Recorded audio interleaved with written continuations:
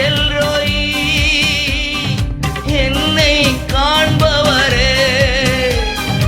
எல்ரோய், எல்ரோய், என்னை காண்பவரே, என்னை காண்பவரே. எல்ரோய், எல்ரோய், என்னை காண்பவரே. எல்ரோய், எல்ரோய். அதிகாலை ஸ்தோத்திர பலி, அப்பா அப்பா உங்களுக்கு தான் ஆராதனை. ஸ்தோத்திர பலி, அப்பா அப்பா உங்களுக்கு தான். அப்பா அப்பா உங்களுக்கு தான். அப்பா அப்பா உங்களுக்கு தான். ஆண்டவராக இயேசு கிறிஸ்துவின் நாமத்திலே இனிய காலை வாழ்த்துக்கள். இன்றைக்கு கூட வாழ்வு தரும் உணவு இந்த பகுதியிலே யோவான் 9வது அதிகாரம் 11 - 15 வரைக்கும் இருக்கிற வசனங்களை நாம் வாசித்து ஜெபிப்போம்.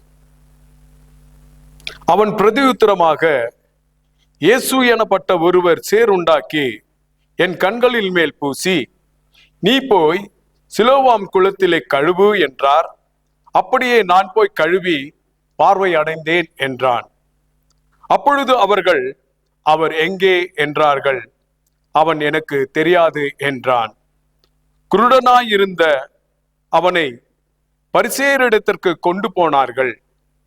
இயேசு சேருண்டாக்கி அவன் கண்களை திறந்த நாள் ஓய்வு நாளாய் இருந்தது. ஆகையால் பரிசேயரும் அவனை நோக்கி, நீ எப்படி பார்வை அடைந்தாய் என்று மறுபடியும் கேட்டார்கள். அதற்கு அவன், அவர் என் கண்களின் மேல் சேற்றை பூசினார், நான் கழுவினேன், காண்கிறேன் என்றார். இது கிறிஸ்துவின் வாழ்வு தரும் நற்செய்தி. கிறிஸ்துவுக்கே புகழ். நாம் ஜெபிப்போமாக. அன்பின் ஆண்டவரே, அப்பா, இந்த குருடனின் மேல் நீர் சேற்றை பூசி அவன் கண்களை கழுவச் சொன்ன பொழுது அவன் பார்வை அடைந்தது போல ஆண்டவரே, இப்பொழுதும் கூட இந்த வசனங்களை கேட்டு தியானத்தில் இருக்கிற ஒவ்வொரு மேலும் உம்முடைய ரத்தத்தை நீர் பூசி ஒவ்வொருவரும் மனக்கண்கள் திறக்கப்படும்படிக்காக நாங்கள் ஜெபிக்கிறோம் ராஜா. ஒவ்வொருவரும் உம்முடைய ரட்சிப்பின் பாத்திரங்களாக வர வேண்டுமா ஜெபிக்கிறோம் ராஜா.